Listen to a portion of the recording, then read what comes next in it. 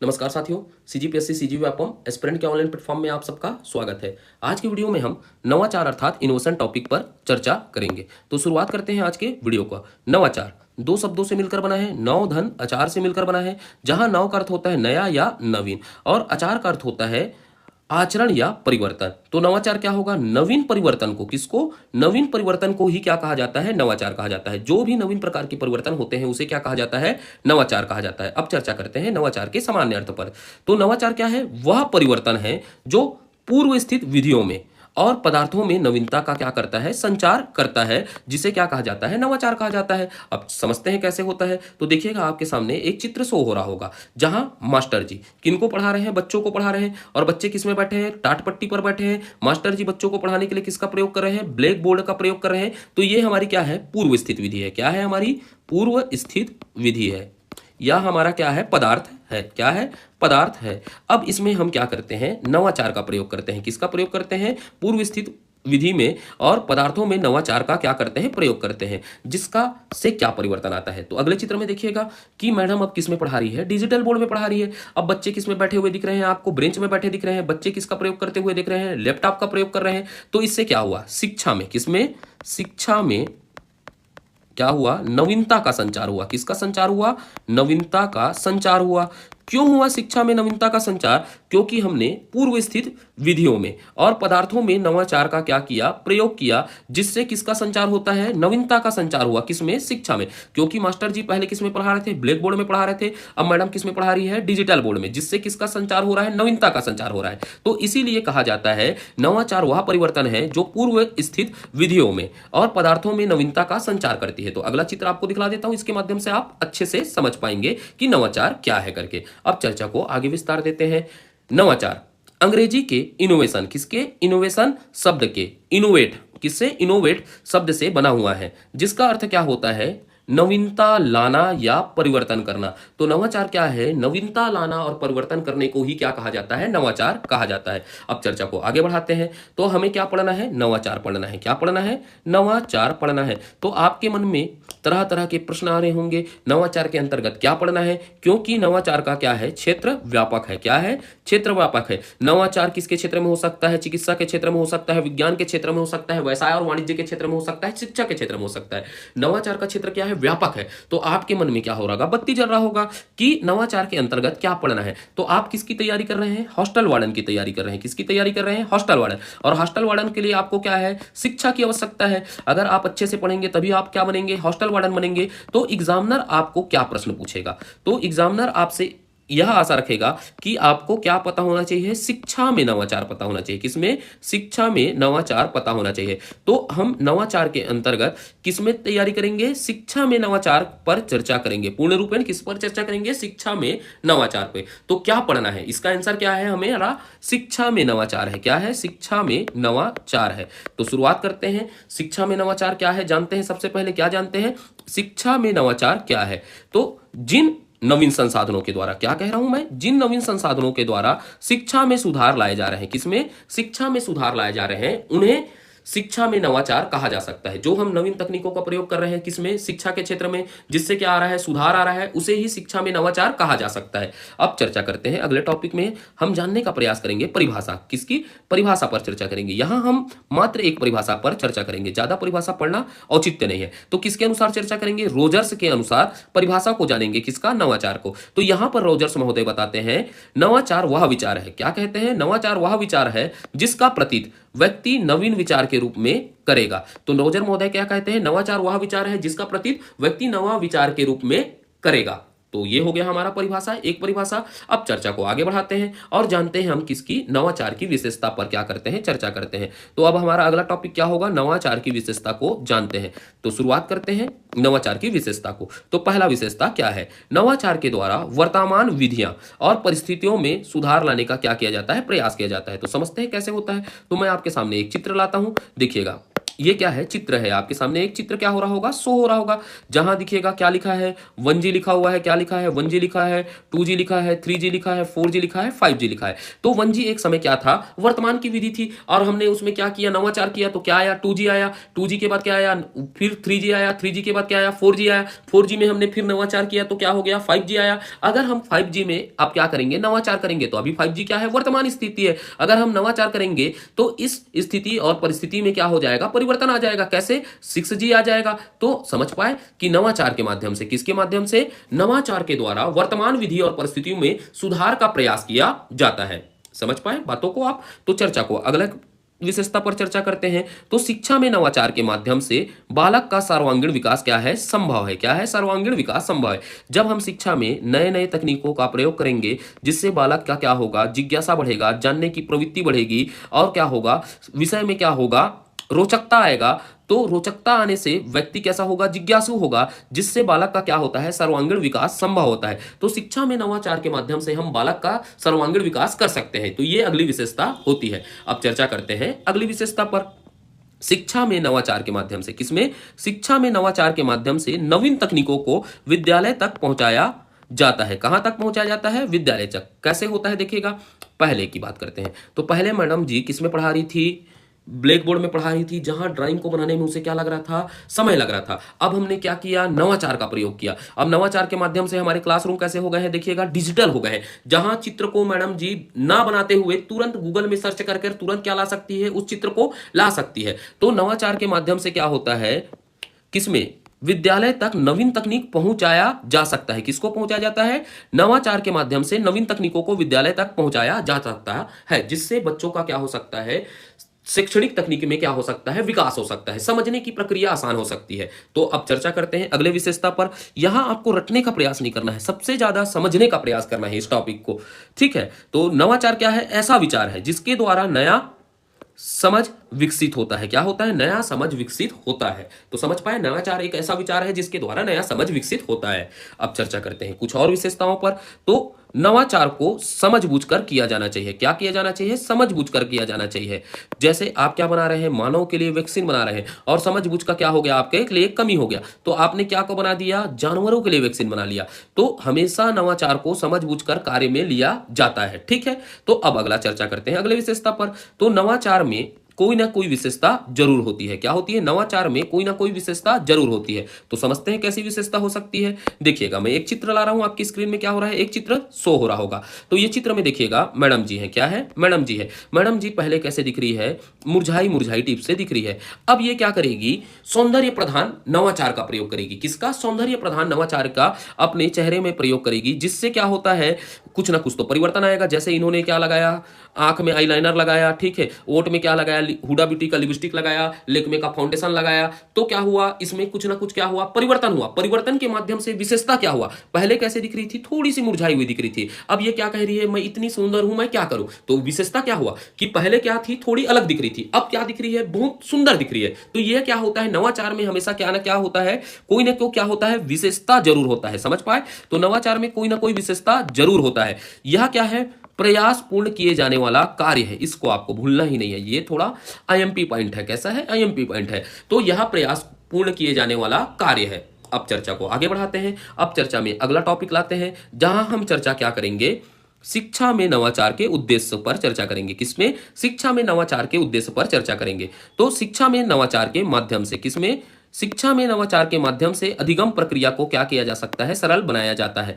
तो क्या होता है, शिक्षा में नवाचार के माध्यम से अधिगम, किसको, अधिगम, अधिगम का मतलब होता है सीखने की प्रक्रिया को क्या किया जाता है, सरल बनाया जाता है। तो शिक्षा में नवाचार का उद्देश्य क्या है कि अधिगम प्रक्रिया को क्या बनाना, सरल बनाया जाना उद्देश्य है। कैसे है समझेगा, पहले एक गुरुजी रहता, तो ब्लैक बोर्ड में पढ़ाता, वो पढ़ाता मछली जल की रानी है, और टिड़गा का क्या बनाता, मछली बनाता। अब क्या हो गया है, हमारे पास शिक्षा में हम नवाचार का प्रयोग कर रहे हैं, जिसके माध्यम से हम किसको सीधा क्या ला सकते हैं, मछली जल की रानी है वाला कार्टून लगा देंगे, और बच्चे को क्या दिखलाएंगे, देख रहे बेटा वहां दे मछली है, मछली काम रहा थे, पानी में रहा थे, तो पानी के का हुई, रानी हुई। तो आप समझ पाए, तो बच्चे कैसे सीखेंगे, सीखने को क्या कहा जा सकता है, सरल बनाया जा सकता है। किसके माध्यम से, शिक्षा में नवाचार के माध्यम से। तो शिक्षा में नवाचार के माध्यम से अधिगम प्रक्रिया को सरल बनाया जाता है।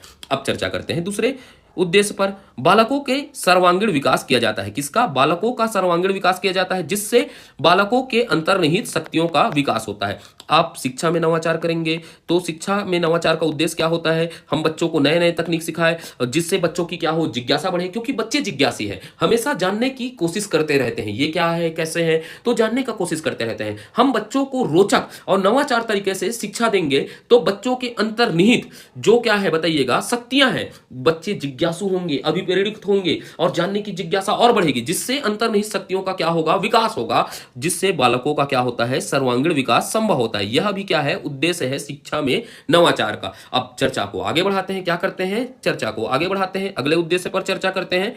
छात्र और शिक्षक का नवीन वैज्ञानिक दृष्टिकोण का विकास होगा। किसमें? छात्र और शिक्षक में। किसमें? छात्र और शिक्षक में नवीन वैज्ञानिक दृष्टिकोण का विकास होगा, जिससे वो अंधविश्वास और कुरीतियों से दूर रहेंगे। तो ये भी उद्देश्य रहता है किसमें? शिक्षा में नवाचार का। किसमें? शिक्षा में नवाचार का उद्देश्य है। अब चर्चा करते हैं अगले उद्देश्य पर। शिक्षा में नवाचार के प्रयोग का मुख्य उद्देश्य शिक्षा व्यवस्था को, किसको? शिक्षा व्यवस्था को विश्व स्तरीय प्रतिस्पर्धा में आगे बढ़ाना है। जो विश्व में प्रतिस्पर्धा चल रहा है उसको नवाचार के माध्यम से शिक्षा को विश्व स्तरीय प्रतिस्पर्धा में आगे बढ़ाना भी शिक्षा में नवाचार का क्या है, उद्देश्य है। तो हमने अब पूरे तरीके से चर्चा किसमें कर लिया? उद्देश्य में पूरा चर्चा कर लिया। अब जानते हैं शिक्षा नवाचार की आवश्यकता क्या है। किसमें? नवाचार की आवश्यकता क्यों है, इस पर चर्चा करते हैं। किस पे? नवाचार की आवश्यकता क्यों है। तो अब शुरुआत करते हैं, नवाचार की आवश्यकता क्यों है। कल्याणकारी राज्य की स्थापना करने के लिए। पहला आवश्यकता क्या है? कल्याणकारी राज्य की स्थापना करने के लिए। तो कल्याणकारी क्या राज्य है? कल्याणकारी राज्य का मतलब होता है वहां की लोगों के पास हर एक प्रकार की सुविधा हो। कैसे हो? हर प्रकार की सुविधा हो, मकान हो, रोटी हो, कपड़ा हो, 2 वक्त का खाना हो। यही कल्याणकारी राज्य है। क्या है? कल्याणकारी राज्य है। अर्थात कब्र से लेकर पालने तक का हर व्यवस्था होना चाहिए, भोजन होना चाहिए, उनके पास रोटी होना चाहिए, कपड़ा होना चाहिए। यही क्या है? कल्याणकारी राज्य है। तो कल्याणकारी राज्य की व्यवस्था कैसी होगी? जब हम क्या करेंगे, उस देश के अंतर्गत हमेशा क्या होगा, नवाचार होगा, नए नए तकनीक आएंगे, तभी तो कल्याणकारी राज्य की क्या होगी, स्थापना होगी। इसीलिए नवाचार की क्या होती है, आवश्यकता होती है। किसकी? कल्याणकारी राज्य की स्थापना करने के लिए।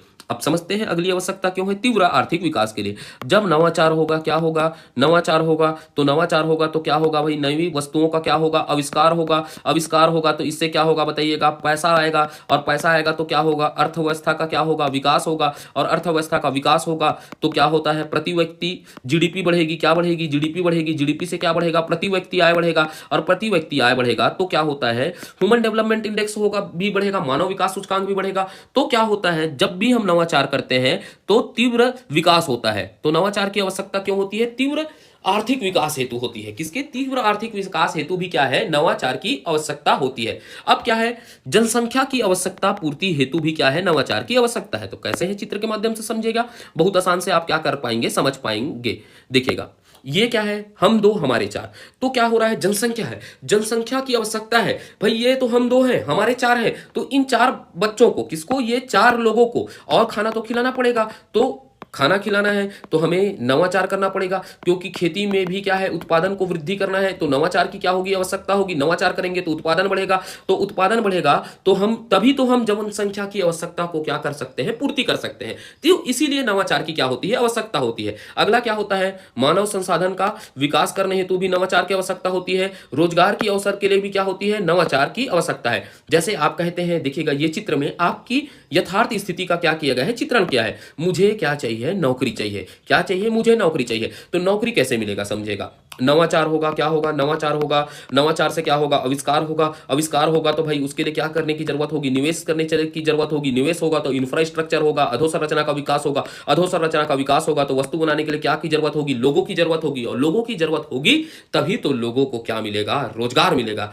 तो नवाचार के माध्यम से रोजगार के अवसरों में वृद्धि होती है। इसीलिए नवाचार क्या होता है, आवश्यक होता है। सामाजिक परिवर्तन के अनुसार शिक्षा के लिए आवश्यक है। किसके लिए आवश्यक है, सामाजिक परिवर्तन के अनुसार शिक्षा के लिए आवश्यक है। शिक्षा की उद्देश्य और उसकी पाठ्यक्रम में नवीनतम सामग्री को शामिल करने हेतु भी क्या होती है, नवाचार की आवश्यकता होती है। अब समझ चर्चा करते हैं, थोड़ा सा जानने का प्रयास करते हैं हम। नवाचार के महत्व पर समझने का प्रयास करिएगा, रटिएगा मत, बहुत आसान है सब्जेक्ट। जो रटने वाले डाटा है उसको तो मैं बताऊंगा कैसे रटना है करके। तो अब क्या समझते हैं, नवाचार का महत्व पर चर्चा करते हैं। नवाचार का महत्व क्या है? तो नवाचार के माध्यम से, किसके माध्यम से? नवाचार के माध्यम से अनेक समस्याओं का क्या होता है, समस्या समाधान हो सकता है। किसका? अनेक समस्याओं का समाधान हो सकता है। जैसे एक दैत्य रूपी क्या आया था, कोरोना आया था। कोरोना आया था जिसके माध्यम से आपका घर से निकलना क्या हो गया था, दुश्वार हो गया था। तो जग सूना सूना लागे, जब कोई रहना ना अपना, तो उस समय क्या किए, नवाचार किए। नवाचार के माध्यम से क्या किए, वैक्सीन बनाए। तो इससे समस्या का क्या हुआ, समाधान हुआ या नहीं हुआ? तो नवाचार के माध्यम से अनेक समस्याओं का समाधान के लिए आवश्यक होता है या महत्व होता है नवाचार का। अब अगला क्या होता है नवाचार का महत्व? नवाचार के माध्यम से क्या होता है, अनुसंधान होता है। तो अनुसंधान के लिए नवाचार का माध्यम है। शिक्षा व्यवस्था में सुधार लाने के लिए क्या है, नवाचार का क्या है, महत्व है कि शिक्षा में नए नए तकनीक आए जिससे बच्चों को नए तरीका से सिखा सके, इसीलिए नवाचार का क्या है, महत्व है। अधिगम प्रक्रिया को, अधिगम सामग्री के प्रयोग के लिए भी क्या है, नवाचार है। सीखने के नए सामग्री के प्रयोग के लिए भी क्या है, नवाचार की आवश्यकता होती है। और क्या होता है, परिवर्तन के अनुसार शिक्षा प्रणाली में भी नवाचार की क्या है, महत्व है। क्या है, महत्व है कि परिवर्तन के अनुसार शिक्षा प्रणाली में नवाचार का महत्व है। क्योंकि अभी बहुत तरीके से परिवर्तन हुआ। जैसे कोरोना से पहले कभी आप डिजिटल लर्निंग को नहीं जानते थे। कोरोना के बाद क्या हुआ, शिक्षा प्रणाली में क्या हुआ, परिवर्तन आया। तो परिवर्तन के अनुसार शिक्षा प्रणाली में भी क्या है, नवाचार का महत्व होता है। आप समझते हैं, छात्रों के सर्वांगीण विकास और कौशल के विकास के लिए क्या है, नवाचार का क्या है, महत्व है। और किसमें है, मूल्य शिक्षा के क्षरण को रोकने के लिए भी महत्व है। मूल्य शिक्षा के क्षरण को रोकने के लिए भी क्या होता है, नवाचार का महत्व होता है। तो ये नवाचार का महत्व है मोटा मोटा, जिसको आप जानते हैं बचपन से। अब चर्चा करते हैं किस पे, नवाचार के 5 आई पर। किस पर चर्चा करते हैं, नवाचार के 5 आई। यहां पर आपको याद रखना है 5 आई क्या है नवाचार के। पहला होता है पहल, उसके बाद क्या होता है, दूसरा होता है आविष्कार, जिसे क्या कहा जाता है, इनोवेशन कहा जाता है। क्या कहा जाता है, इनोवेशन कहा जाता है। उसके बाद तीसरा क्या होता है, पूछताछ, पूछताछ को क्या कहते हैं, इंक्वायरी कहते हैं। चौथा होता है कल्पना, कल्पना को इमेजिनेशन कहते हैं। और पांचवा होता है क्रियान्वयन, क्रियान्वयन को क्या कहा जाता है, इंप्लीमेंटेशन कहा जाता है। तो आपको क्या याद रखना है यहां पर, बस नवाचार के 5 आई को याद रखना है। तो इनमें से ऐसा कभी प्रश्न पूछ सकता है कि नवाचार के आई में 4 ऑप्शन देगा, कौन सा शामिल नहीं है। तो आपको क्या याद रखना है यहां पर, बस नवाचार के 5 आई को याद रखना है।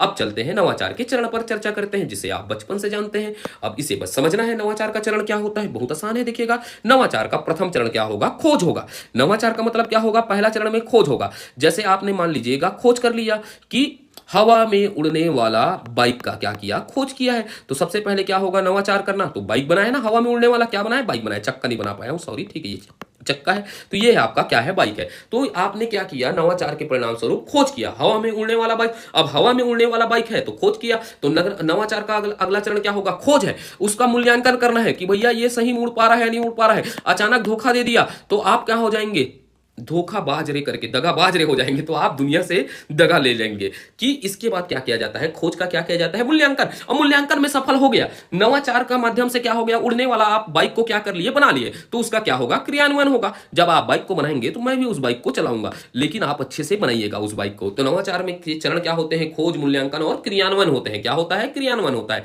अब चर्चा कर लेते हैं थोड़ा सा नवाचार के तत्वों पर।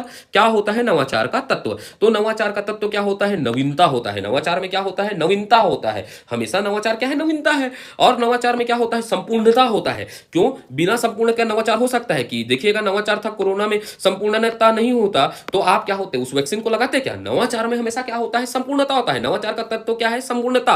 और नवाचार क्या होता है, लाभ के लिए होता है। नवाचार में हमेशा लाभ होता है और नवाचार करने से संतुष्टि प्राप्ति होती है और समाधान होता है। नवाचार के ये तत्व है। तो नवाचार के तत्वों को आपको समझना है। तो प्रश्न में कभी डाल दिया, नवाचार के तत्व क्या होता है, नवीनता, संपूर्णता, समाधान, संतुष्टि और क्या है, लाभ है। अब चर्चा को आगे बढ़ाते हैं। अब जानते हैं नवाचार शिक्षा पद्धति पर चर्चा करते हैं। किस पर, नवाचार शिक्षा पद्धति पर चर्चा करते हैं और जानने का प्रयास करते हैं नवाचार शिक्षा पद्धति क्या है। तो थोड़ा सा इसकी भूमिका पर चर्चा करता हूं और भूमिका को समझेंगे तो नवाचार शिक्षा पद्धति को आप आसान से समझ पाएंगे। तो वर्तमान समय में, किसमें, वर्तमान समय में शिक्षा पूर्णतः क्या है, निःशुल्क है। क्या है, और निःशुल्क है और बाल केंद्रित है। कैसा है, बाल केंद्रित है, क्योंकि भैया शिक्षा फोकट में है। हमने आरटीई एक्ट में चर्चा कर लिया है कि निःशुल्क शिक्षा का अधिकार पर हमने क्या कर लिया है, चर्चा कर लिया है। तो वर्तमान में शिक्षा क्या है, पूर्ण निःशुल्क है और बाल केंद्रित है। अब शिक्षा बाल केंद्रित है और निःशुल्क है तो इसको किसके द्वारा, सरकार के द्वारा, किसके द्वारा, सरकार के द्वारा क्या किया जाता है, शिक्षा को क्या है, निःशुल्क और क्या है, पूर्णतः निःशुल्क है। उसके लिए सरकार के द्वारा क्या किया जाता है, विद्यालय को, किसको, विद्यालय को भौतिक सुविधाएं उपलब्ध की जा रही है। थोड़ा पृष्ठभूमि निकालते हैं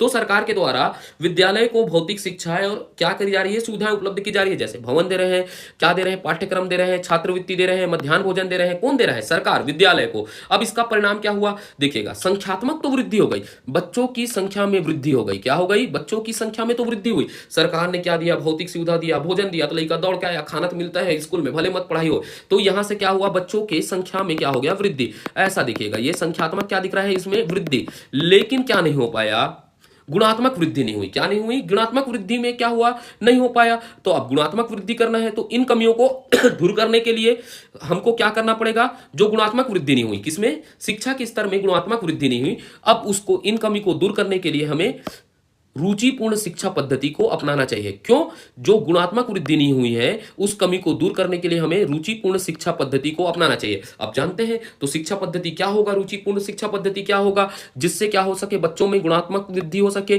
तो भ्रमण विधि होता है, तो बच्चों को घुमा घुमा कर पढ़ाना चाहिए। जैसे आप बच्चों को पढ़ा रहे हैं, शेर दिखलाए, शेर बताए हैं, ये शेर है, लायन होता है, तो आप उन्हें घुमा दीजिए, मैत्री गार्डन ले जाइए और मैत्री गार्डन में ले जाकर क्या दिखलाइए, शेर दिखलाइए, बंदर दिखलाइए। तो हम लोग गवर्नमेंट स्कूल के बच्चे होते तो क्या कहते, वाह दे बेंद्रा, लुक एट दैट मंकी नहीं कहते, वाह दे बेंद्रा मार रहे, बेंद्रा खस ले कहीं के, वैसी होता ना। तो भ्रमण विधि के माध्यम से उन्हें क्या किया जा सकता है, शिक्षा दिया जा सकता है। रुचिपूर्ण शिक्षा पद्धति है ये, जिससे बच्चे क्या करेंगे, सीखेंगे। अगर आप उसे भ्रमण करके दिखलाएंगे, जैसे आप छात्र हैं जिसे मैं आपको भ्रमण में ले गया, कहां, मेरे गांव सिहावा नगरी, और आपको मैं दिखलाया सिंह ऋषि यहाँ है, यह क्या है, कुंड है, कुंड से क्या लिखा है, सिंह ऋषि, नदी का क्या हुआ है, आगमन हुआ है, तो आप अच्छे समझ पाएंगे। अब उसके बाद मैं बताता क्यों आपको भ्रमण में ले गया हूं, क्योंकि आपको दिखला दिया सिंह ऋषि महाराज। वैसे आपको सप्त ऋषि का तपोवन दिखलाता, सीता नदी अभ्यारण्य दिखलाता, तो आप आसानी से समझ पाते ना। किताबों में रटेंगे तो नहीं समझ पाएंगे। तो हमें क्या करना चाहिए, शिक्षा पद्धति में रुचि लाने के लिए भ्रमण विधि का प्रयोग किया जा सकता है। खेलों के माध्यम से सिखाइए, किसके माध्यम से सिखा सकते हैं, खेलों विधि का प्रयोग करना चाहिए।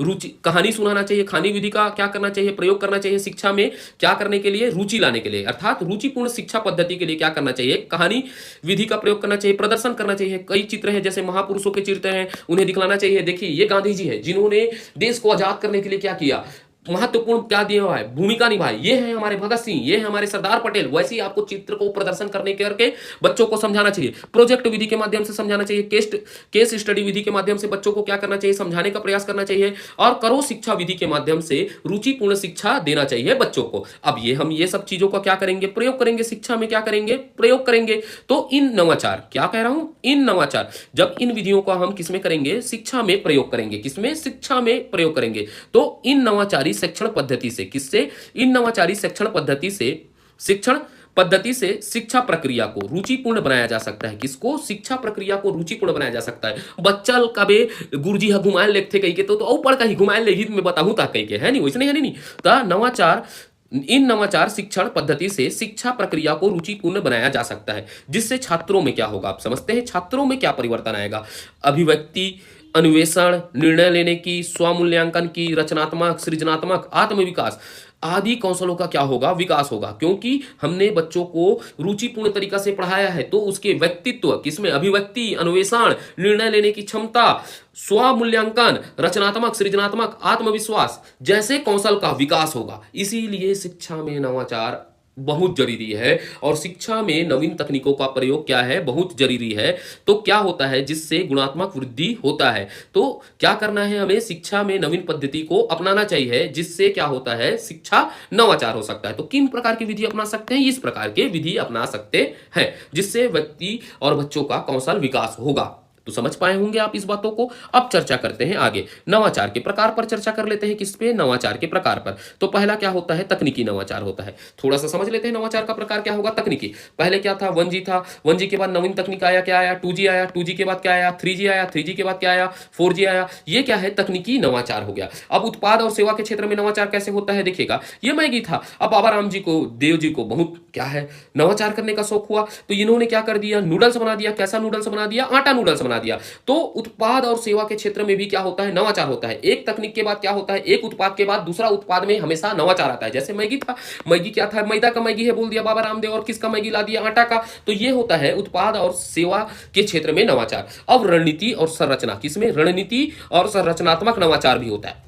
कैसे होता है, रणनीति और संरचनात्मक नवाचार भी होता है। अब ये देखिएगा, दो व्यक्ति हैं और दो व्यक्ति देश के महान रणनीति और संरचनाकार व्यक्ति हैं। कैसे हैं, रणनीति और संरचना में नवाचार लाने वाले व्यक्ति हैं। अब कैसे लाते हैं, पूरी तरीके से माहौल को ही बदल देते हैं। देखिएगा, एक इनका क्या है, नवाचार है। किसमें, राजनीति में। इन्होंने लिख दिया कि कांग्रेस के विनाश काल और मोदी का अमृत काल लिख दिया। क्या लिख दिया, अमृत काल। तो इस नवाचार के माध्यम से ये राजनीति में उथल पुथल कर देते हैं। तो ये क्या है, रणनीतिक और संरचनात्मक नवाचार है, और इसी के माध्यम से कहते हैं अब की बार 400 पार। तो ये क्या है, रणनात्मक रणनीति और संरचनात्मक नवाचार है। ये हर जगह नवाचार क्या होता है, आवश्यक होता है। राजनीति में भी दिखला दिया कि इन्होंने क्या किया, एक चित्र बना देते हैं, बैनर बनाते हैं, नवाचार ही तो कर रहे हैं, ठीक है। एक प्रोपोगेंडा लाते हैं कि हमने ये किया, प्रोपोगेंडा नहीं लाते हैं, वास्तविकता भी है, जिन्होंने किया है, जो कहा हमने किया। 370 वाली बातें हैं। मैं ज्यादा राजनीतिक बातों पर नहीं करता, मैं तटस्थ व्यक्ति हूं, जानते हो राजनीति मुझे आता नहीं है और मैं तटस्थ व्यक्ति हूं। तो ये हो गया रणनीति और संरचनात्मक नवाचार। कभी हम चर्चा करेंगे किस पे, ग्रॉस रूट डेमोक्रेसी क्या है। जब मैं चर्चा करूंगा ग्रास रूट डेमोक्रेसी, जहां पर हम चर्चा करेंगे ग्रास रूट डेमोक्रेसी का जो भी पालन करता है वह राजनीतिक पार्टी मजबूत होता है। क्यों कि अब जानते हैं कांग्रेस के पतन का कारण क्या है, उस पर चर्चा करेंगे। बीजेपी के विजय अभियान का कारण क्या है, चर्चा करेंगे। वही होता है ग्रास रूट डेमोक्रेसी। कांग्रेस ने एक ही गलती की, अपने जड़ को क्या किया, कमजोर किया, सेवा दल था। और बीजेपी की अब रणनीति में जीत का कारण क्या है, आरएसएस है। इसी होता है ग्रास रूट डेमोक्रेसी पर चर्चा करेंगे। कभी चर्चा करेंगे ध्रुवीकरण पर चर्चा करेंगे, समय रहेगा तो। ये अभी हम हॉस्टल वार्डन पर चर्चा कर रहे हैं। तो अब चर्चा करते हैं किस पे, नवाचार में बाधाओं पर। क्या बाधाएं आ सकती है नवाचार में, तो व्यक्ति संबंधित बाधा आता है। क्या आता है, पहला व्यक्ति संबंधित बाधा आता है। कैसे, आत्मविश्वास का अभाव। आत्मविश्वास का अभाव क्या करता है, नवाचार को बाधा करता है। देखिएगा, ये व्यक्ति बहुत हतोत्साहित है, तो ये गाना कैसे गा रहा है, कैसी है ये जिंदगानी हमारी अधूरी कहानी, वाऊ वाऊ करके वही वाला गाना गा रहा होगा, ठीक है। अभी तो थोड़ा थोड़ा गम था, दर्द जुदाई है, हर घड़ी है। अब इसमें आत्मविश्वास का क्या है, अभाव है। अब ऐसे व्यक्ति को बोलोगे कि तू नवाचार कर, तो मोला तो जिंदगी के ठिकाना नहीं है, मैं धोखा खाए हुए व्यक्ति हूं, तो मेरे अंदर में आत्मविश्वास नहीं है, तो आप क्या कहते हो मैं नवाचार करूं, ठीक है, तो नवाचार होगा ही नहीं। आत्मविश्वास जब व्यक्ति के अंतर्गत होता है, अगर आपके अंदर आत्मविश्वास है तो आप हॉस्टल वार्डन बनेंगे। और सोच लिए मोर लेनी हो, 6 लाख फॉर्म भरा है, तो कहां बनूंगा, आत्मविश्वास होना चाहिए। तो नवाचार के माध्यम में क्या होता है, सबसे बड़ा आत्मविश्वास क्या होता है, बाधा होता है। पहला क्या हुआ, आत्मविश्वास, समझते जाइएगा। अब जिसमें आत्मविश्वास होता है वह क्या बनता है, करोड़पति। कैसे, ये आत्मविश्वास था कि सांस में तेरी सांस मिले तो मुझे चैन आए, और करोड़पति बन गए, ठीक है। तो समझ पाए, आत्मविश्वास का भाव भी किसमें, नवाचार में क्या करता है, बाधा बनता है। क्या बनता है, बाधक होता है। अब दूसरा समझते हैं, आदत। आदत भी क्या है, नवाचार में बाधा है। क्या है, आदत भी नवाचार में बाधा है। अब देखिए, बाबा को दतुन करने का आदत है। क्या करने का आदत है, दतुन करने का आदत है। तो बाबा को आप बोल देंगे कि बाबा टूथपेस्ट में नमक है, क्या वाला काला करबे, पेस्ट को करबे, तो ये बोली नहीं रे निपोरवा, मैं दतुन करूं, भले दतुन में नमक लगा लूं। आदत भी नवाचार को क्या करता है, बाधाएं है। व्यक्ति की आदत भी क्या करती है, नवाचार को बाधित करती है। समझ पाए होंगे, ठेठ छत्तीसगढ़ी हम एग्जांपल दे देता हूं मैं आप लोग को, ठीक है। अब देखते हैं, सुरक्षा, असुरक्षा का भाव और पलायन भी नवाचार को क्या करता है, बाधा करता है। क्या करता है, असुरक्षा और का अभाव, असुरक्षा का भाव और पलायन भी नवाचार को क्या करता है, बाधित करता है। जैसे कोरोना के समय क्या था, वैक्सीन था, तो अफवाह फैल गया, वैक्सीन लगावे पुट ले मर जावे कहीं के, तो आप क्या किए, उस नवाचार को अपनाने का प्रयास किए, क्या नहीं किए। तो यही क्या होता है, असुरक्षा का भाव और पलायन भी नवाचार को क्या करता है, बाधित करता है। क्या करता है, बाधा प्रदान करता है नवाचार में। और सामाजिक भय किसके माध्यम से समझेगा, सामाजिक भय। समाज में क्या कहेंगे, जैसे आप नवाचार करने का प्रयास किए, चाय बनाने का, क्या है, चाय बनाने के सोचे, चाय के क्षेत्र में नवाचार करूंगा, नया नया तकनीक लाऊंगा, चाय में मैगी डाल दूंगा करके, आजकल कुछ भी हो सकता है, ठीक है। मैगी वाला चाय बना दूंगा, ठीक है, या तो क्या कर दूंगा, कुछ अलग प्रकार का चाय बना दूंगा, ठीक है, मिर्च वाला चाय बना दूंगा। ये चाय बनाने का प्रयास किए, तो आपके अंदर में एक भय होगा कि समाज के व्यक्ति मुझे क्या कहेंगे, लोग क्या कहेंगे। लोगों का तो काम है बोलना, इसी भय के कारण आप क्या नहीं कर पाते, नवाचार नहीं कर पाते। क्या नहीं कर पाते, नवाचार नहीं कर पाते। तो सामाजिक भय भी नवाचार के में क्या करता है, बाधा करता है। जो समाज के भय से मुक्त होता है वो बिल गेट्स के साथ फोटो खिंचाता है, भले वो जीप से दूध को चाट कर ही चाय पिलाए। समझ पाए, तो सामाजिक भय भी क्या है, नवाचार में बाधा है। क्या है, नवाचार में बाधा है। तो अब समझते हैं शिक्षा में नवाचार। अब ये इस पॉइंट को आपको समझना ही है और इसको थोड़ा रटना भी पड़ेगा। आप यहां पर ज्यादा मेहनत करेंगे तो आपसे प्रश्न बनेगा, यथाशीघ्र ही बनेगा आपसे प्रश्न। तो अब समझते हैं शिक्षा में नवाचार। तो शिक्षा में नवाचार में क्या है, शिक्षा में आधुनिक प्रवृत्ति पर चर्चा करते हैं। किस पे, शिक्षा पे आधुनिक प्रवृत्ति ही क्या है, नवाचार है। तो समझते हैं, सहायक संसाधनों सहायक संसाधनों के रूप में नवीन उपकरणों का प्रयोग करना। किसमें? सहायक संसाधनों के रूप में नवीन उपकरणों का प्रयोग करना। समझते हैं क्या है? शिक्षण कार्य को अधिक प्रभावी बनाने के लिए, क्या है, प्रभावशील बनाने के लिए सहायक संसाधनों का प्रयोग धीरे धीरे बढ़ने लगा। पहले गुरुजी भैया ब्लैक बोर्ड नहीं था तो बैठ के पढ़ाता था, ठीक है, बोल रहे बेटा बोर्ड करके, हमको खान गुरुजी था, बड़ पीटता था, करटार शूटिंग देता था, डर के मारे भागते थे, उसके डर के मारे। तो देखिएगा पहले क्या होता था, हमारे पास संसाधन क्या था, कम था, तो धीरे धीरे ब्लैक बोर्ड में पढ़ाते थे। अब क्या हो गया, संसाधनों में क्या हो गया, वृद्धि हो गया। पहले ब्लैक बोर्ड का प्रयोग किया जाता था, अब किसका प्रयोग होता है, स्मार्ट कलर्स का प्रयोग हो रहा है। तो सहायक संसाधनों में नवीन उपकरण का क्या हो रहा है, प्रयोग हो रहा है। तो यही तो शिक्षा में नवाचार है। अब समझते हैं कि अगला पॉइंट को समझते हैं, शिक्षा में नवाचार क्या है। शिक्षा मात्र कक्षा तक सीमित नहीं है, क्या है, नहीं है, शिक्षा अब कक्षा तक सीमित नहीं है, कि अब शिक्षा चार दीवारियों तक सीमित नहीं है। कहां? चार दीवारी, कक्षा के चार दीवारी तक सीमित नहीं है। वर्तमान में क्या हो रहे हैं, वर्तमान में कक्षा के अलावा नई प्रकार की भी शिक्षा प्रदान की जा रही है। जैसे क्या होता है, पत्राचार शिक्षा, जहां आप जानते हैं इसमें कक्षा की जरूरत है क्या, नहीं है। ओपन विश्वविद्यालय है जिसके माध्यम से कक्षा की जरूरत है क्या, नहीं है। दूरस्थ शिक्षा है, यही तो क्या है, शिक्षा में नवाचार है। यही क्या है, शिक्षा में नवाचार है। अब शिक्षा मात्र कक्षा तक सीमित नहीं है, कक्षा के चार दीवारी तो सीमित नहीं है, अब शिक्षा व्यापक हो चुका है। जैसे पत्राचार, ये भी तो नवाचार है। ओपन विश्वविद्यालय, ये भी नवाचार है। दूरस्थ शिक्षा, आप घर में बैठकर शिक्षा ले रहे हैं तो शिक्षा चार दीवारी है क्या, यही तो शिक्षा में नवाचार है। अब समझते हैं एडुसेट। अब एडुसेट भी क्या है, एक नवाचार है। शिक्षा के क्षेत्र में क्या है, नवाचार है। इसको याद रखिएगा, क्या है, ये नवाचार है एडुसेट। तो एडुसेट क्या है, भारत का पहला संपूर्ण शिक्षा उपग्रह है। क्या है, शिक्षा उपग्रह है, जिसे क्या कहा जाता है, GSAT 3 के नाम से जाना जाता है। किसे? जिसे GSAT 3 के नाम से जाना जाता है, जो पाठशाला स्तर से उच्च शिक्षा स्तर तक दूरस्थ शिक्षा व्यवस्था के लिए बनाया गया है। तो ये भी है। तो ये क्या है, सैटेलाइट है। क्या है, सैटेलाइट है, उपग्रह है। तो ये क्या हो सकता है, एक वायुमंडलीय शिक्षा है। क्या है, वायुमंडलीय शिक्षा, ये भी शिक्षा में नवाचार है। तो एडुसेट के बारे में आपको क्या याद रखना है, ये भारत का पहला संपूर्ण शैक्षिक उपग्रह है, जिसे क्या होता है, GSAT 3 के नाम से जाना जाता है, जो पाठ्यशाला स्तर से उच्च शिक्षा स्तर तक दूरस्थ शिक्षा के लिए बनाया गया है। तो एडुसेट भी क्या है, शिक्षा में नवाचार है। अब इसको कब किया गया, कैसा हुआ, इसको याद रख लीजिएगा। 20 सितंबर 2004 को भारतीय अंतरिक्ष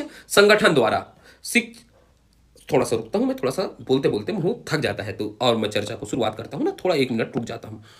क्या होता है, 20 सितंबर 2004 को भारतीय अंतरिक्ष संगठन द्वारा अंतरिक्ष में इसे क्या किया गया, लॉन्च किया गया एक संचार उपग्रह है। इसको याद रखिएगा, कब याद रखिएगा, 20 सितंबर 2004 को। क्यों याद रखना है, कि एडुसेट का क्या किया गया था, लॉन्च किया गया था। क्या किया गया था, अंतरिक्ष में लॉन्च किया गया था करके, ठीक है। अब शिक्षा में नवाचार और कैसे हो सकता है, कैसे लाया गया करके समझेगा। तो एक होता है प्रसार भारती शैक्षणिक प्रयास। प्रसार भारती के द्वारा शिक्षा में नवाचार लाने का क्या किया गया, शैक्षणिक प्रयास किया गया। तो आप समझते हैं प्रसार भारती क्या है, तो ये सार्वजनिक क्या है, प्रसारण संस्था है। क्या है, प्रसारण संस्था है, सार्वजनिक प्रसारण संस्था है। इसका गठन कब हुआ, 23 नवंबर 1997 को हुआ। अब इसके घटक क्या है, तो घटक इसके अंतर्गत दूरदर्शन और क्या है, आकाशवाणी है। तो दूरदर्शन और आकाशवाणी भी क्या करते हैं, शैक्षणिक प्रयास करते हैं। क्या करते हैं, शैक्षणिक प्रयास। अब ये किसके अंतर्गत आते हैं, प्रयास भारती के अंतर्गत आते हैं। तो दूरदर्शन में कई प्रकार के शिक्षा का ज्ञान चलता है, आकाशवाणी में कई प्रकार के शिक्षक वर्धक ज्ञान बताए जाते हैं। तो इसके माध्यम से क्या होता है, उद्देश्य क्या है, शिक्षा एवं साक्षरता का प्रसार करना था। किसका,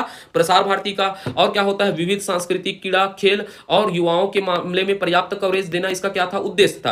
तो ये भी एक क्या है, नवाचार है ना, कि आपको टीवी के माध्यम से आप क्या दिखना चालू हो गया, शिक्षा दिखना चालू हो गया। आप रेडियो के माध्यम से किसको सुन रहे हैं, शिक्षा। यही तो शिक्षा में क्या है, नवाचार है। तो आप समझ पाए, किसके, प्रसार भारती के शैक्षणिक प्रयास समझ पाए शिक्षा में नवाचार के लिए। आप समझते हैं शिक्षा नीति के माध्यम से, किसके माध्यम से, शिक्षा नीति के माध्यम से नवाचार का प्रयास किया जाता है। जो शिक्षा नीति बनती है उसमें हमेशा नवाचार शिक्षा प्रणाली को क्या किया जाता है, प्रोत्साहित किया जाता है। तो अब चर्चा कर लेते हैं शिक्षा नीति पर। इसको मैं अलग से बनाऊंगा वीडियो, आप बोलेंगे तो कमेंट करके, बिल्कुल पढ़ना है शिक्षा नीति को। पहला शिक्षा नीति किसकी सिफारिश पर आता है, कोठारी आयोग की सिफारिश पर आता है। तो पहला शिक्षा नीति कब आता है, 1968 में आता है, इंदिरा गांधी की सरकार द्वारा जारी किया जाता है। फिर दूसरा शिक्षा नीति होता है राष्ट्रीय शिक्षा नीति, 1986 को आता है। कब आता है, 1986 को। उस समय क्या होते हैं, तत्कालीन प्रधानमंत्री कौन होते हैं, राजीव गांधी। इस पर मैं चर्चा करूंगा, ऑपरेशन ब्लैक बोर्ड पर भी चर्चा करूंगा जब मैं पढ़ाऊंगा, तो ठीक है। तो इसके माध्यम से भी क्या किया गया, शिक्षा में नवाचार का प्रयास किया गया। अब उसके बाद क्या होता है, 1986 में क्या होता है, संशोधन किया जाता है, 1992 में क्या किया जाता है, संशोधन किया जाता है 1986 के शिक्षा नीति पर।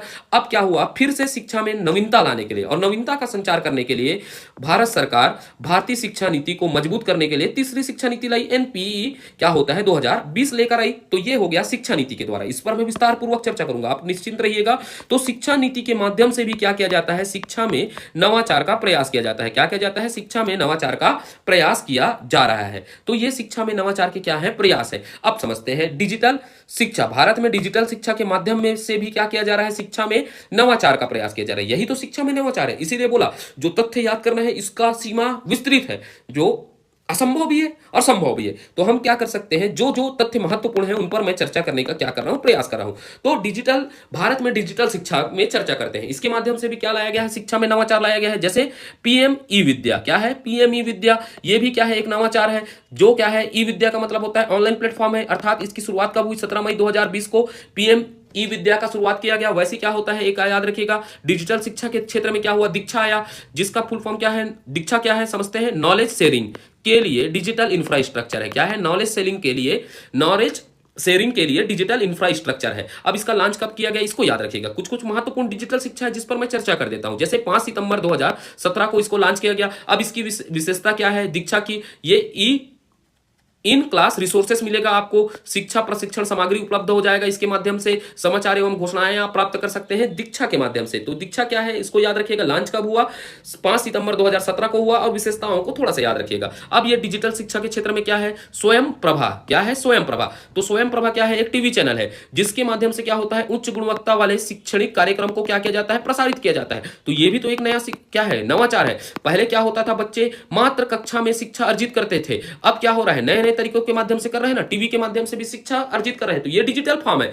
तो यही क्या है, भारत में डिजिटल शिक्षा के माध्यम से भी नवाचार किया जा रहा है शिक्षा में। जैसे ई पुस्तकें मिल जाती है आपको, रेडियो में प्रसार करके शिक्षा प्रदान किया जाता है। आप समझते हैं, अगला चर्चा करते हैं किसके माध्यम से, शिक्षा संबंधित योजनाओं के माध्यम से। किसके माध्यम से, शिक्षा संबंधित योजनाओं के माध्यम से नवाचार, किसमें, शिक्षा में। तो मध्याह्न भोजन, ये मध्याह्न भोजन योजना के माध्यम से भी शिक्षा में नवाचार आया, क्योंकि बच्चों को क्या मिलना चालू हो गया, खाना मिलना चालू हुआ। क्या हुआ, खाना मिलना, लेना तो खाना तो मिलते कहीं, हम लोग चले जाते थे स्कूल में, हम भी खाए हैं, 1ली से 5वीं तक खाए हैं। बाद में क्या हो गया, 6वीं से 5वीं मिलना, 6वीं से किस में मिलना चालू हो गया, 8वीं में। अर्थात 1 से 8वीं क्लास तक क्या मिलता है, मध्याह्न भोजन। तो मध्याह्न भोजन देंगे तो बच्चे क्या होंगे, समझेगा, जिज्ञासा जगेगा। खाना तो मिलता है, स्कूल में जाएंगे तो पढ़ेंगे, तो क्या होगा, यह भी एक प्रकार से नवाचार था, मध्याह्न भोजन, जिसके माध्यम से शिक्षा का विकास करने का क्या किया गया, प्रयास किया गया। तो आप समझ लेते हैं मध्याह्न भोजन क्या है। यह केंद्र प्रवर्तित योजना है। इसकी शुरुआत कब हुई, 1995 में की गई। कब की गई, 1995 में। तो इसका क्या था, फंक्शन पर भी चर्चा कर लेते हैं, जो कि एक योजना है, मध्याह्न भोजन योजना है। तो यह क्या है, प्राथमिक शिक्षा के सार्वभौमिक लक्ष्यों को प्राप्त करने के लिए, किसको, प्राथमिक शिक्षा के सार्वभौमिक लक्ष्यों को प्राप्त करने के लिए विश्व की सबसे बड़ी विद्यालय भोजन कार्यक्रम है। ये याद रखना है कि विश्व की सबसे बड़ी विद्यालय भोजन कार्यक्रम क्या है, मध्याह्न भोजन है, जिसका शुरुआत कब हुआ है, 1995 में शुरुआत किया गया। इस कार्यक्रम के तहत विद्यालय में, किसमें, विद्यालय में नामांकित 1ली से 8वीं तक के, आप निश्चिंत रहिएगा, इसका मैं पीडीएफ अवेलेबल कराऊंगा। क्या कराऊंगा, आपको पीडीएफ अवेलेबल कराऊंगा। तो जो गोदागादी हो रहा है उसके लिए आप निश्चिंत रहिएगा, टेलीग्राम चैनल में, हमारे टेलीग्राम चैनल में तुरंत मैं पीडीएफ अपलोड कर दूंगा। तो इस कार्यक्रम के तहत विद्यालय में नामांकित 1ली से 8वीं कक्षाओं के अध्ययन करने वाले 6 से 14, आपको क्या याद रखना है, 6 से 14 वर्ष के आयु के बच्चों को भोजन प्रदान किया जाता है। कैसा, पका हुआ भोजन प्रदान किया जाता है। अब यहां पर एक संशोधन हुआ, अब इसके नाम में क्या कर दिया गया, परिवर्तन। तो ये प्रश्न आईएमपी बन सकता है कि अभी इसके नाम में क्या किया गया है, परिवर्तन किया गया है। अब क्या हुआ, 2021 में किसका, मध्याह्न भोजन योजना का नाम बदलकर, 2021 में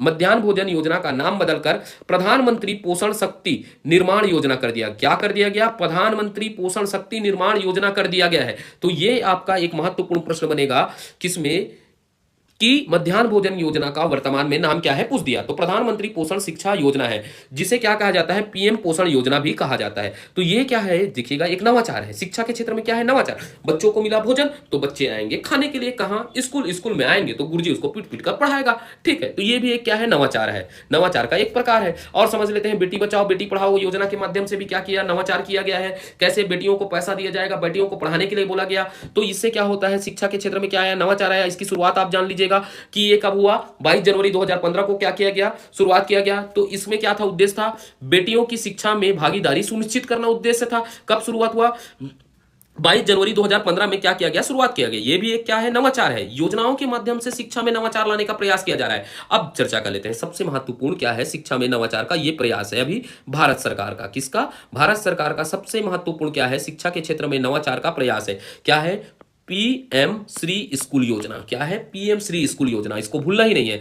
तो शिक्षक दिवस के अवसर पर, कब? शिक्षक दिवस 2022 के अवसर पर पीएम श्री योजना का क्या किया गया, शुरुआत किया गया। तो अब आपको याद रखना है शिक्षक दिवस 2022 के अवसर पर, अर्थात 5 कब है, आप कमेंट करके बता दीजिएगा कि शिक्षक दिवस कब मनाया जाता है। तो शिक्षक दिवस 2022 के अवसर पर पीएम श्री योजना का क्या किया गया, शुरुआत किया गया, जिसे क्या कहा जाता है इंग्लिश में, PM school for rising India. क्या है? PM school for rising India है। तो इसे याद ही रखना है, ये शिक्षा के क्षेत्र में सबसे बड़ा व्यापक नवाचार है। PM school for rising India नामक एक पटल की क्या की गई, शुरुआत की गई। तो यह क्या काम के लिए किया गया, यह नई शिक्षा नीति के लिए प्रयोगशाला होगी। जो नई शिक्षा नीति 2020 बनी है उसके लिए क्या होगी, प्रयोगशाला होगी, जिसमें पहले चरण में 14,500 स्कूलों का अपग्रेड किया जाएगा, जहां नए नई तकनीक आएंगे। तो छत्तीसगढ़ में भी तो यही योजना के माध्यम से स्कूलों का क्या हो रहा है, अपग्रेड हो रहा है। किसका?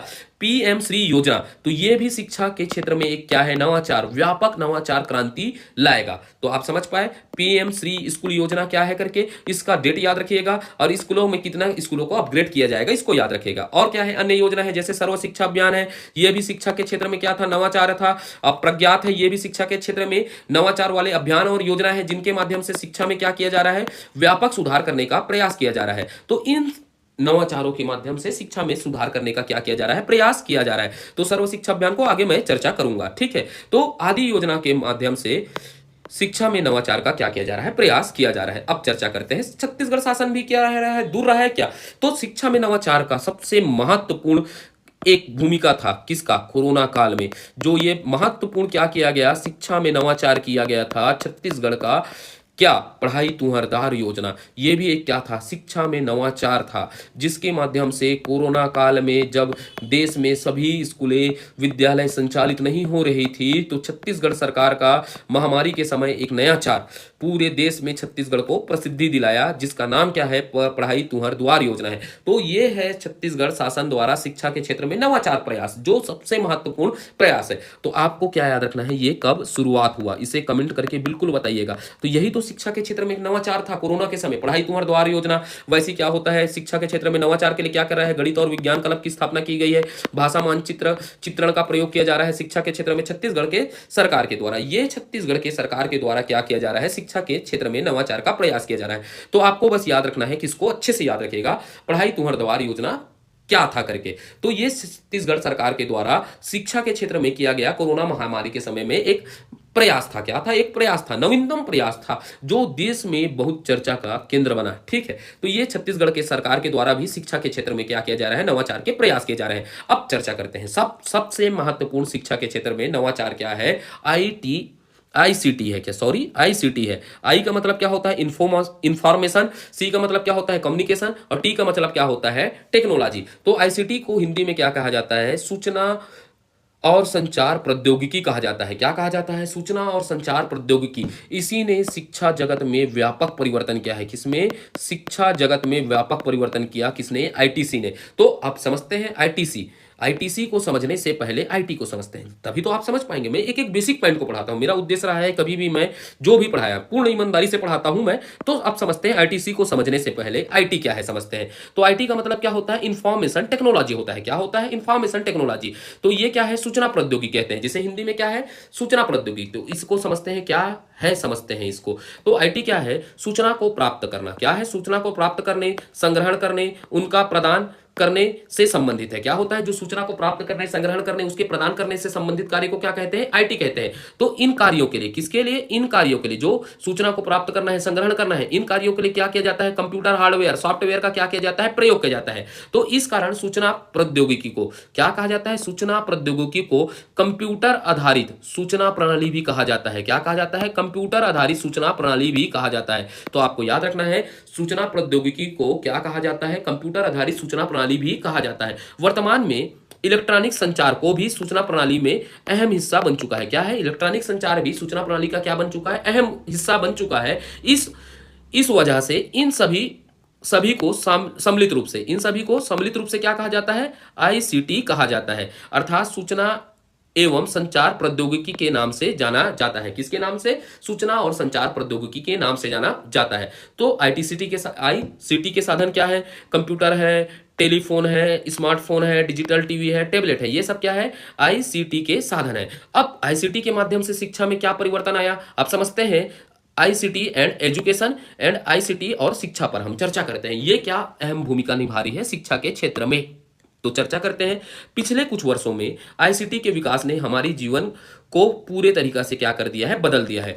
देखिएगा, आप पहले क्या होता था, चिट्ठी ना कोई संदेश, कहाँ तुम चले गए तो कबूतर आ जा जा कहते थे, किसी को संदेश भेजना है कबूतर के माध्यम से भेजते थे, डाकिया के माध्यम से भेजते थे, कई दिन लगता था। तो अब क्या कहते हैं? हेलो कैसे हो, एकदम बने बने हो करके उधर से बात होता है। तो ये आईसीटी है, सब क्या है? ये आईसीटी है। तो इसके माध्यम से हमारे जीवन को बदल दिया है। तो आईसीटी ने शिक्षा के क्षेत्र में चर्चा करते हैं। आईसीटी ने अध्ययन अध्यापन के क्षेत्र में एक क्रांतिकारी परिवर्तन लाकर विकास को तीव्र किया है। तो ये क्रांतिकारी परिवर्तन लाता है। आईसीटी क्या करता है? अध्ययन और अध्यापन के क्षेत्र में क्रांतिकारी परिवर्तन लाकर विकास को तीव्र किया है। आज इंटरनेट पर क्या है? आज इंटरनेट पर विभिन्न विषय के से संबंधित शैक्षणिक सामग्री और ज्ञान का भंडार उपलब्ध है। देखिएगा, गूगल पर आप कुछ भी सर्च कीजिए, तुरंत मिल जाता है। ठीक है, आपको क्या मिल जाता है? इंटरनेट पर विभिन्न विषयों के से संबंधित शैक्षणिक सामग्री के एवं ज्ञान का क्या है? भंडार है। अब क्या होता है? आईसीटी के प्रयोग के द्वारा विद्यार्थी अब घर में बैठकर विदेशों की विभिन्न शैक्षणिक संस्थाओं में दाखिल अर्जी ले सकता है। क्या कर सकता है? दाखिल ले सकता है और ऑनलाइन पढ़ाई कर सकता है, ऑनलाइन परीक्षा दे सकता है, डिग्री हासिल कर सकता है। ये सब किसके बदौलत हुआ है? आईसीटी के प्रयोग के द्वारा शिक्षा में। और समझिएगा, e learning, online digital library मिलता है, दूरस्थ शिक्षा प्रणाली है, सूचना एवं संचार प्रौद्योगिकी के अहम टूल्स है। क्या है? E learning, online digital library और दूरस्थ शिक्षा, सूचना एवं संचार प्रौद्योगिकी क्या क्या है? अहम टूल्स है। तो अब समझिएगा, अगला पॉइंट को समझते हैं। आईटीसी ने शिक्षा का सार्वभौमिकरण बहुत ही तीव्र से किया। क्या? सार्वभौमिकरण बहुत ही तीव्र से किया। तो ये था हमारा आईटीसी। क्या था? हमने किस पर चर्चा किया? आईटीसी एंड एजुकेशन पर। तो आईटीसी हमेशा एक महत्वपूर्ण भूमिका निभाता रहेगा किस पे? शिक्षा के क्षेत्र में। किसके क्षेत्र में? शिक्षा के क्षेत्र में निर्णायक भूमिका लगाएगा। आप समझ पाए? तो आज आप मेरे से क्यों पढ़ पा रहे हैं? क्योंकि हम किससे जुड़े हैं?